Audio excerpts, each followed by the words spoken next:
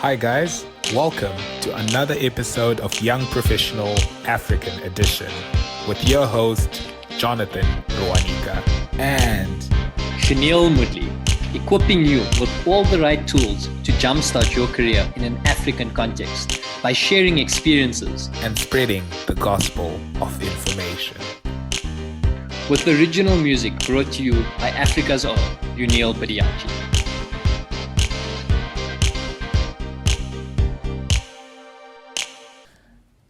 Clarity Mapengo was born in Zimbabwe but currently resides in South Africa. She is a driven food scientist looking to broaden her portfolio in sustainable food engineering and food security related issues. She is a current Ph.D. candidate at the University of Pretoria, where she's looking to establish a career in progressive organizations which contribute towards food security through sustainable practices such as green chemistry. Clarity is not only an internationally published scientific researcher, but also a published contemporary poet. Her research work in the development of biopolymers contributed to the development of low-energy dense food and food ingredients, and has been presented at major international conferences. She's an active innovator and has participated in international programs and workshops and hubs, including the Unleash Innovation Lab in China in 2019. Clarity is part of the Local Pathways Fellowship, which is a global youth initiative of the UN Sustainable Development Network, where she's looking to create sustainable solutions to combat food insecurity in Africa, as well as empower young people to contribute to building sustainable communities. So let's get straight into it. Firstly, where are you from and where did you grow up? Okay, so I'm from Zimbabwe. I was born in a small town called Gweru in the middle part of Zimbabwe. And I grew up sort of splitting my life between Gweru and Mvuma, a small town again. So I'm a sort of small town girl. Yeah, and after which I went to varsity still in Zimbabwe, and then I moved to South Africa for my postgraduate studies. Okay, so you grew up in Zim, moved to SA, sure, from a nice small town, and now you're in Pretoria, another small town in South Africa. So you seem to love the small towns, Clarity. Yeah, they're pretty quiet. Cool, and tell us a bit about what you studied. So what was your undergrad, your postgrad, and what are you currently doing now? Tell us a bit about that. Okay, cool. It's funny actually. For my undergrad, I didn't put much thought into it because I just wanted to go to varsity. So my parents played a huge role in sort of deciding what I was going to study, because I just wanted the first intake, and then the first intake had limited degree programs, and I was sort of very much interested in fine arts and these other things. So my dad was like, okay, I mean, you're passionate about these things, but looking at our economy, you might make more money as a scientist. So, and then we looked at the degree programs in the science field. And then my dad was like, you know what? Everybody's going to need food. And this is not going to change. So you might as well be invested in food. So go for food science or food engineering, those kind of things. So I picked a degree in food science and technology as my bachelor's. After which I decided to sort of get a job. And working, that's when I realized I'm so passionate about developing my own formulations. And the industry sometimes has those restrictions, which doesn't allow you as an employee to venture into your own imaginations. So that's when I decided to take up a master's degree in food science again. But now I was sort of specializing in starch. The reason that I picked starch was because it's something that we have on a daily basis. Whether it's maize meal, whether it's rice, most of the products that we get to eat every day that give us energy have starch. And I wanted to play around with the chemistry of starch in order to sort of help in alleviating food insecurity in Africa. So after my master's, what I discovered from my master's research sort of drove me into now diving deep into more of biopolymers, starch being at the center of it as well, with the same aim, helping to produce or develop foods that are low energy dense and helpful to like Africa. That is such an interesting journey. And I find that so funny that you actually, like, this decision happened from the parents, which is a very, I think, African thing, because even in the Indian community of Africans, parents are like, you must look at accounting or being a doctor or a scientist or engineering or something like that. But it ended up being your passion, which is really, really awesome, I guess, for you. It like worked out well. So you've now looked at your starch, and you're looking at sustainable sort of sustainable food across Africa.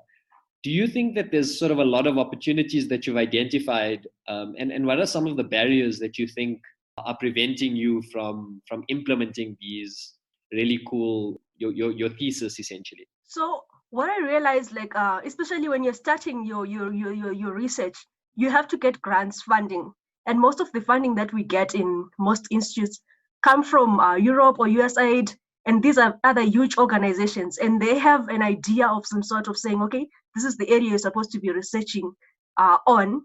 So that sort of already limits you on how you want to go about researching, because the grant holder has a certain project that they want you to be working on. So that's one of the limitations. And then now when it comes to my research in particular, I think the limitation that I'm going to have to go through is implementing it, trying to put it out there, because there are a lot of intellectual rights belong to the institute.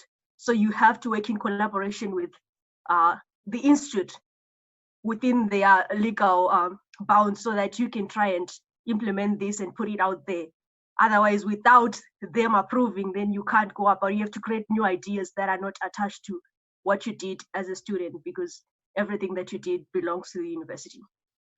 That's a really interesting point that you're making there. So essentially, if I just extract like an insight there, there's a lot of red tape around your research, whether it's the legal boundaries of the university, or whether it's the fact that your funding is coming from an external source who maybe don't understand the continent to the correct degree that they should, given our context.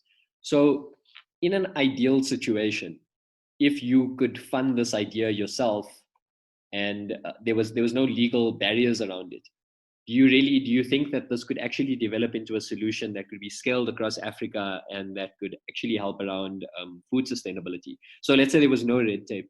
How do you actually see this unfolding? I think it's actually very like pivotal, especially looking at how Africa right now, our numbers in terms of non-communicable diseases like type 2 diabetes or obesity, they are like very high, like fatalities based around that, like those diseases. And they're as a result of our consumption of high energy dense foods, which is mainly our staple foods, like maize meal or cassava. But I know most sub-Saharan countries use maize meal as their staple food. So because of that, we cannot eliminate it from our diets.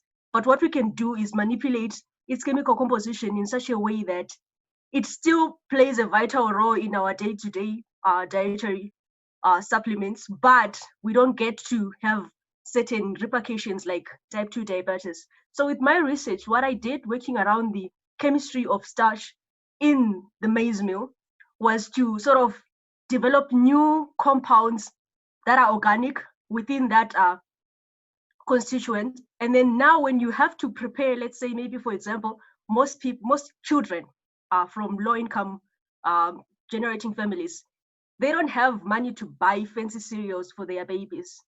They give them maize meal porridge. And this is something that has raised many of us to be like what we are today. But then now, because of the nutritional composition of that maize meal porridge, we're having kids having to be raised with other diseases that they could not possibly have gotten if they had like other diets. So now with my research, what we did was we managed to manipulate the maize meal to such a way that it produces your porridge that gives you enough energy, like slowly over a long period of time. So you don't have high glucose in your bloodstream over a short space of time. Therefore, you're not prone to increasing your chances of getting type 2 diabetes. And then at the same time, you have energy over a longer period of time. So even if it becomes pulp, if you can't afford to have larger portions, a small portion can actually give you enough energy to sustain you throughout the day. And then if you are someone who enjoys larger portions, those larger portions are not going to result to you having too much glucose in your bloodstream being converted now to fat and having risk of coronary heart diseases or obesity. So it's sort of working two ways. alleviating hunger, and also helping in terms of health and good health and well-being. So this is something that I feel like it has to be implemented in Africa, and we have to find ways. And when I look at, there are a lot of startups that are sort of support startup funders, and at UP they have started there's this MasterCard Foundation for entrepreneurs. So you can submit a project, and then they can help you sort of build it and then implement it in a small community and see how it goes, and then they can expand it. So I think there is actually a possibility of me putting my work out there and helping people in the community. That sounds super, super interesting, and it's a viable solution. Have you, so there's a lot to unpack, I think, there with what you said, but I think the first thing that came to mind is, I know that you've done your thesis on this. Have you actually created the actual product yet? Or has this all been in sort of the research phase? So like during that research phase, you actually have to create the product. So what I did at first, I had trials of just creating a small sample that you want to test for certain things. But then I ended up creating like a whole batch that I needed to do trials of digestibility to see how digestible it is. And for obvious reasons, for ethical reasons, we can't use human subjects. So I did my in vitro digestibility, and then we discovered that it's digestible. But there are other now things that come into play, like safety. If you now want to put the product out there for human consumption, we have to pay for certain safety tests so that it goes within the bounds of food safety and regulations. So we didn't go that far because it wasn't about putting it out there commercially. But if I am to put it out there commercially, then we have to do further tests in terms of now complying with the health and food safety regulations. This sounds really, really interesting the more that you speak about it. And, you know, if I was a young entrepreneur out there, or if somebody had access to funding, I think that they should really get in touch with you and see how you could potentially pursue this. Is there a lot of opportunity in this field or in this space? So I know that you're maybe one of many other candidates who've done research, extensive research in this space. But there's not many startups that I've seen, at least, around food sustainability and waste management. So why is that? Do you have any, from your perspective, why is it that you think there's not many startups coming up in this space? I think it's because of the legislations that go about food, like because I've sort of worked in food production, also in waste management, and then I realized that everything that you want to put out there, you need to have certification, and that alone, getting certified by different boards to just get something running, it costs a lot, and other people don't really. It's difficult to get that much funding just for getting certain stages certified within the process before you even get to the product. Investors really want something which is sort of, you get to see the results in a shorter space of time. Now, when it comes to food production or waste management, it's a cycle that has different boards that have to certify you at different stages. Like what process are you using to do your food production? It has to be certified. What are the byproducts or waste, and how are you dealing with it? Now you have the board that deals with waste having to also regulate that. So there are a lot of like steps into it, which requires you to really have like a substantial amount of funding and our support system for the whole process. So I think a lot of people don't really have the patience for it because it's not as straightforward as some of the other innovations that one can do. So because of that, now the road is a bit winding. It's not very straight and precise. And in terms of your networking, because I know you come from quite an academic background, and that seems like to be your space around the science around academia. But have you reached out, or has there been any opportunities that you've had where you pursued it through the private sector, or any commercial networking opportunities that have come up from other people, or is that not been something that's happened to you in the past? No, there has been, because like I mentioned that I have worked like twice. I think 3 years of industrial working experience, because after every stage of my degree, I would go into the industry to try and work. So I worked for this other company where we're trying to develop, and there are companies like the company that my last company that I worked for like 6 months, we had like a research and development, product development unit. So within that now unit, you get to network with other people because the goal is creating new products, developing new products. So you're using your skills on product development to develop this new product for this particular company. And I also not realized that when I came to University of Pretoria, they also have projects that are partnered with companies. So you get to have a network through that. There are sort of like a lot of people that come and present their projects or pitch their ideas. Companies like Nestle, we work with them as well. They bring us, okay, this is what we're looking for to trying and sort of correct within this formulation of our cereal. Can you help? And then, so you create networks through that. So it's not really that huge of a network because I'm still upcoming in the field. But yeah, I'm trying to sort of also capitalize on that network and make it expand. That's amazing. You're doing amazing work, and it's really, really important work, especially in the continent. So what you've also said earlier, I think, is around the return on investment. It seems that your industry would have a longer period before you get that return. But what I like about your industry and what you're saying is that when you target the lower income groups, it's a quantity game. So you can rather set up a product that sells for 1,000 rand in Sandton, for example, and sell it to 30 people and make 30,000, or you could sell 1 rand products across Africa, and you'd be selling to a much larger market. So I think from a commercial side as well, it is really viable, and it would be really cool to see this develop into a big startup, into a bigger business. So if there are people out there, I think that would be a really cool initiative to take.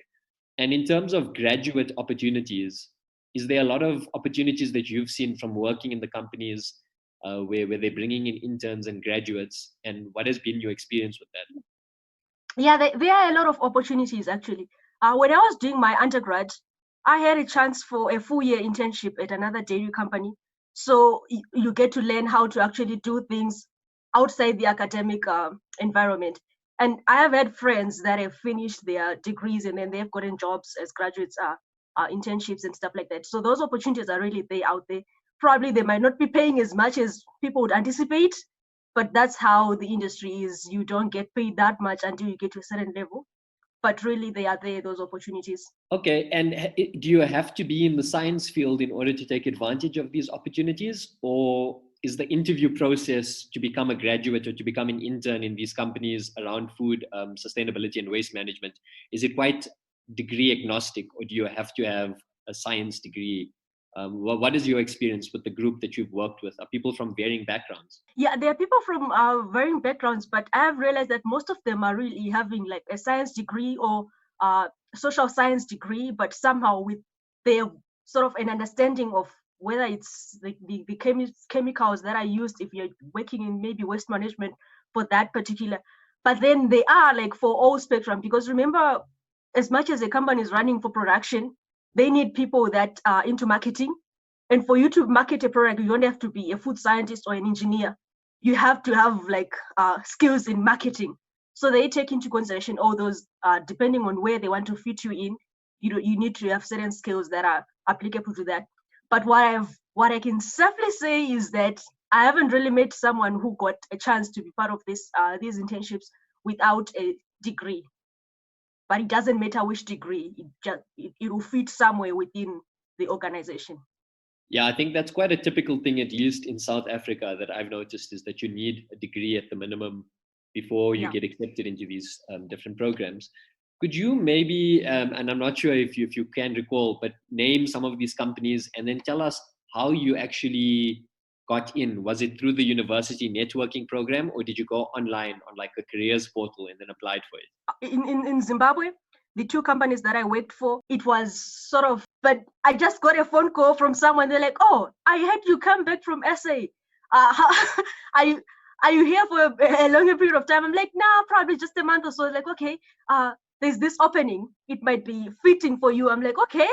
I applied the normal way, and then I was called for an interview. I get there. These guys, they have a lot of experience, 5 years experience, and I only have like 2. And surprisingly, they picked me because the company wanted fresh eyes. They were developing a new plant. So they were like, we don't want someone who has worked at another company. We want someone who doesn't really have any industrial experience, because we want them to do new things. So this is like a fresh batch. And that's how I got picked. And then when I And the company was called Paroget. So they have branches in Zambia and Australia. So it does a lot of maize production, snake line, like Simba chips and all those other things, and cooking oil. So and I think that's the main thing that has happened to me in most of my jobs. Like, and when I came this side, it was the same thing. You just get a phone call. Oh, there's this wine company in Cape Town, and I'm like, where did you find that? I just saw the ad online. Just send a CV to this email, and then the next thing you get an interview, and then from the interview they're like, oh, you're exactly what we're looking for. So I cannot really give advice on how to apply for those things because I don't have a formula for them. But what I know is maybe the more you cast your net out there, chances are sometimes you get returns when you're not even expecting them. Because I do apply for things, but rarely do I get things that I apply for without somebody giving me like a heads up. Yeah, that's what I've also really noticed in most things. And I think what's nice is that you're from a completely different industry to me, and it's still holding the same. So the food industry is very different to consulting, I guess, and you still need these sort of things. So it seems like it's more of a South Africa or an African thing, because it happened in Zimbabwe as well, where it's through networking. So you have somebody that can vouch for you, which seems to be really important. I think another thing that I've noticed, I guess, in my industry and from some of the other guests that we've had on the show is the theme of mentorship. Do you think, or have you had a mentor across your career, informal or formal, that's helped you develop along the way? Or do you think that your industry and your career is very isolated in the way that you interact and the way that you grow? I think there's sort of like a disconnect between the industry and the academic. So I have like a mentor in the academic and for the academic aspects. And then I have a mentor for my industrial like journey. So I think it actually works. It helps a lot because those two environments really operate in very different ways. For instance, the industry, it was difficult for me to sort of navigate my way through the industry, especially being female and now being given this post. You're supposed to be a supervisor. You're working in a plant with 3/4 being men who are in their 40s, and they're looking at you like, this kid, worse off, you're a girl. You want to give us instructions and stuff like that. So really, sometimes you need some sort of guidance on how to navigate through those kind of situations without breaking down or ending up being aggressive and stuff like that. So I have a mentor for my industrial journey, and I have a mentor for my academic journey who really understands how to navigate through the academic system and research and stuff like that. So yeah, it is vital actually to have a mentor, because if you want to adopt what you think, there's not a one size fit all for my field of study. So you kind of have to have different people who give you different insights, who are experts in those different sections. Wow, really, really useful insights that you provided there. And I think just a note, I guess, to everyone listening is that that's another really important point around being conscious of the gender bias inside your industry or inside your degree or wherever it is. And I think even as males, it's good to just reflect and be aware of this bias, because we're all guilty of it at some point, where it happens. So I think being aware of it is I guess, the first step to changing it in the workplace. My last thing for you, I guess, Clarity, is just understanding what's your long-term plan, and how do you see this progressing, and what advice would you have to other people who want to enter the space? My long-term plan actually is mostly centered on me trying to sort of break free and become this self-employed or a person who is running a certain project of my own. How I'm going about it is participating in a lot of workshops and these innovation hubs that are sort of international, because the more I engage with people from different parts of the world who have different viewpoints, the more I get better in trying to improve my innovations and my projects, and hopefully have one of them become something that can sustain itself and also sustain me apart from my community. So I think 10 years ago, one would have asked me in 10 years, where are you going to be? What do you think? I would have probably working in an organization that does certain things. But now that I'm here, I'm actually looking forward to not working for somebody, but myself. So in 10 years time, I'm hoping that I have reached that stage where I have something that's helping the community and also sustaining my livelihood and not really working for somebody else. So that's the main goal. So with the kind of projects that I'm working on right now, like certain personal projects that sort of merge the food sustainability and also waste management, I sort of hope that by the time that I get to 40, I've reached one of the projects would have reached a certain stage where it's now operating on its own, like, and having profits that are sort of good enough to give me a life that I cannot like get employed by somebody else, and also help my community. Because I think ultimately I've gotten to a point where it's no longer about me. I used to enjoy just getting a job and then have a certain paycheck, get a certain lifestyle. But now it's about, okay, what can I do out there? This idea, how can it serve like my community? So if I can get something that can serve my community, then in 10 years time, I should be fine. That's a really, really great thought. And I like the fact that it's about the community and it's about the involvement, and you're passionate about it, and you found something which seems really, really viable and an opportunity that can grow. And then I guess the last part is just the advice that you have for young graduates who possibly want to enter the space. Would you encourage them, I guess, to go and work into the industry, or to help develop the space from an entrepreneurial perspective? What are your thoughts on the entire space, on developing it, and what advice do you think would be useful to anyone looking there?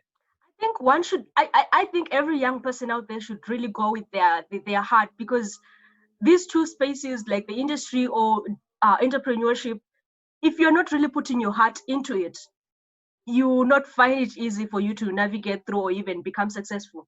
So I think if you set your mind on something, it's gonna happen. And it's not gonna be easy, because I think the mistake that we want to think is that there's some path that's going to be like so black and white and easy to go through. So if you are going for entrepreneurship, innovating something and then having a startup that's gonna help you in the community, just they're going to be hurdles. The road is some narrow, twisted with a lot of potholes, but if you have like if you look around, there are people who want to help you. So you're not alone, and you need to have that perseverance and that diligence and just that tenacity. You gotta have it in order to make it. Otherwise, if you think I'm gonna give up, then so wear your heart. If you wear your heart right, and then just keep pushing and networking, it's very important. Because I think the one mistake that we make as scientists, as food scientists, is thinking that we can do it on our own. Because I've realized that a lot of scientists, we lack the business aspect of our innovations and understanding it. So we have great ideas, we have great projects, but then they amount to nothing because we don't have that system that like makes that whole project more viable. So if you want to really venture into your own projects in this in the food industry, then at least have like collaborations with people that are experts in business modeling and in marketing, because definitely your chances are you're not really good at those things, but you have brilliant ideas. So collaborations are key, tenacity is key, and then just being passionate about whatever decision you make, then everything's going to work out eventually.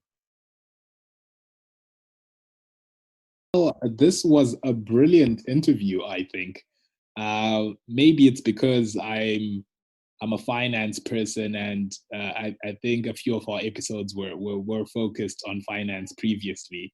I think this one on science, particularly food science, was mind-blowing for me, and I found it particularly insightful for a number of reasons. I'm just going to quickly list those before I ask how you saw it. You know, the main theme was food security, but I particularly liked the choosing careers theme that came out, that science, innovation, and entrepreneurship theme that came out, and the link between the two. The disconnect between academia and industry, and finally, a case for investing in the knowledge economy, particularly in Africa. Brilliant interview. What did you extract from this? I also really, really enjoyed this interview and found it really interesting. And it's, I guess, for the same reasons as you know, it's different to what we usually hear from a finance perspective. Coming from a science background, she really unpacked that some solutions can be simple. And I think this reminded me a lot as well about we've had this discussion before around not all businesses need to be tech savvy or sexy. This brought back that old Sam Walton sort of business, having a hard product that you've now changed, a new product entering the market that is tangible, that you can scale. And I think another big theme is that there is profit in social entrepreneurship. And I think that in the context of Africa, especially, this is true. And if you look at her idea, maize or pap or whatever it is that we're looking at, it's something that's eaten across the continent. And being able to create something that's beneficial, that's addressing food security, and something that can make you a profit are two things that really come out from this discussion. And I quite like that. And then, like you're saying, the knowledge sharing and tapping into that knowledge economy was really, really interesting. And then another thing is just, I guess, pointing out the theme of foreign investment and how that sometimes governs our ideas and businesses on the continent. I think that's something that we might not have the answers to, but it's a very important discussion that we have. Yeah, no, I really like how the themes we extracted are similar, but maybe just to break it down a little bit more. Let's maybe start. I'll start with choosing careers. It's particularly interesting how our choices of careers are, especially on the African continent, are sort of shaped the same way. Like a parent telling you what best to study or which type of field will be most useful, or where you could make the most money. I don't know how you felt about that, but I think it posed a very important question for me, especially between high school and university. And Chanel, let me just add, just to give context, like in Africa, when you choose a university degree, often you are almost stuck in that path for the next 3 or 4 years. If you do choose to reconsider, it'll be like a long U-turn. Unlike a student in America, for example, who goes to university, their undergrad, they choose majors and minors. You can do Russian history, you can do literature, you can do engineering, and you only commit at a postgraduate level in most cases. You become a doctor at postgrad, you do law at postgrad. So given that context of that long U-turn, how best can we help high school students who are about to transition into university to make the correct career choice? It really worked out for her because she was passionate about what she did, but for the majority of people that tend to make the wrong choice, how can we improve that? Sure, that's a really brilliant question. And I think, when you consider the fact that you're 18 years old now when you're entering university, and I guess society is asking you to make a decision for what you want to do for the next 45 to 50 years of your life. It's a really, really big decision to be making at 18.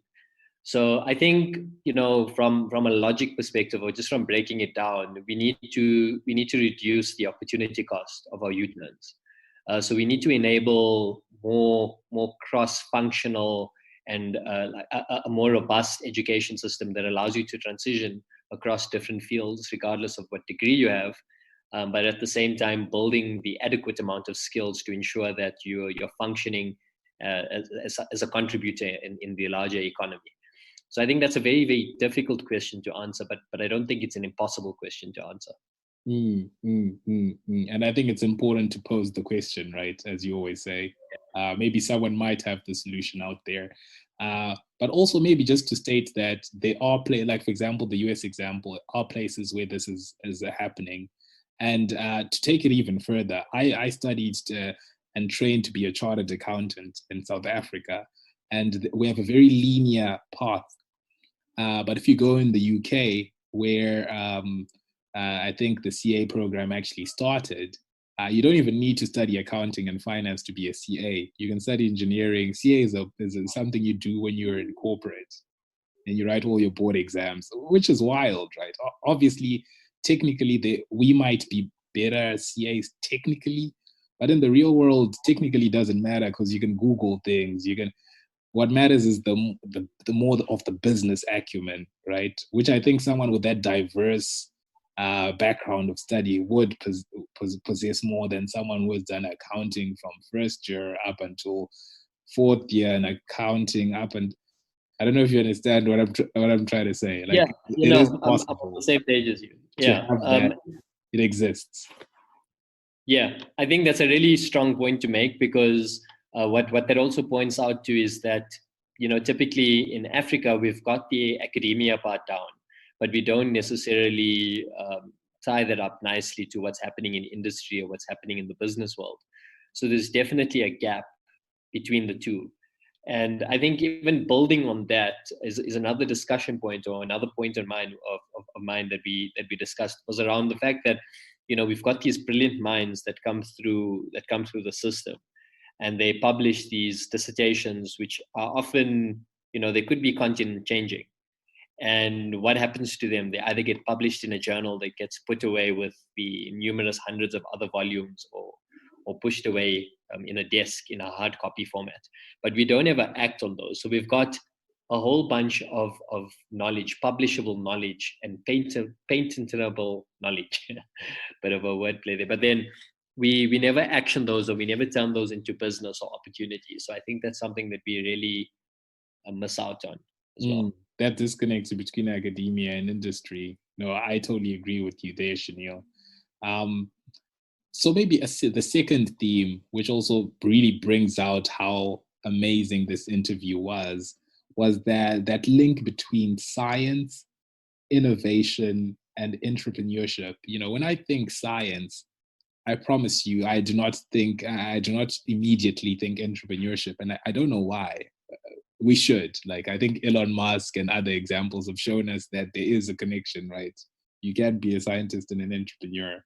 But I think in the African context, that link isn't always clear. Innovation, right? Like when she was talking about redesigning compounds in starch because the current starch makeup causes non-communicable diseases and etc. Like contextualizing sort of that problem solving to what do people eat in Africa? They'll still be eating it because it's staple food. How do we then adjust given that context? Like, was brilliant. I don't know. Like that was beautiful for me to see. And that entrepreneurship leg, that's probably just missing out because of funding. Like we could be having like a healthy pup right now, like buy a healthy pup, like lean pup or something. I don't know. We eat pup all the time, but I would rather eat lean pup. I know for sure I would rather eat lean pup. So why isn't it in the shops?